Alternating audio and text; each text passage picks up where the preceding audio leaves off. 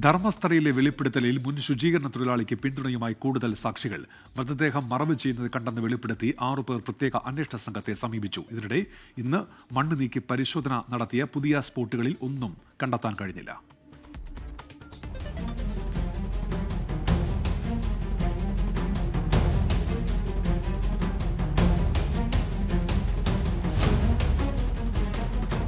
മുൻ ശുചീകരണ തൊഴിലാളിയുടെ വെളിപ്പെടുത്തലിന്മേലുള്ള ആദ്യഘട്ട പരിശോധന അവസാനിക്കാനിരിക്കെയാണ് പുതിയ സാക്ഷികൾ രംഗത്തെത്തിയത്.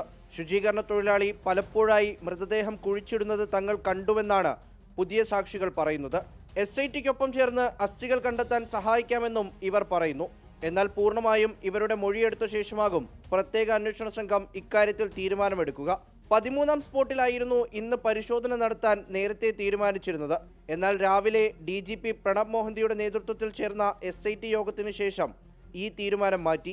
കഴിഞ്ഞ ദിവസം അസ്ഥികൾ കണ്ടെത്തിയ 11ാം സ്പോട്ടിന് സമീപമുള്ള പുതിയ സ്പോട്ട് കുഴിച്ചു പരിശോധിക്കാൻ തീരുമാനിച്ചു.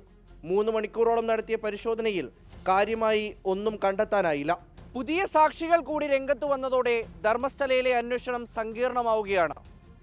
എന്തായാലും ശേഷിക്കുന്ന 13ാം നമ്പർ സ്പോട്ടിലാകും നാളെ പരിശോധന എന്നാണ് സൂചന. ക്യാമറമാൻ രജീഷ് കരിവള്ളൂരിനൊപ്പം മുഹമ്മദ് റഹീസ്, 24 ധർമ്മസ്ഥല.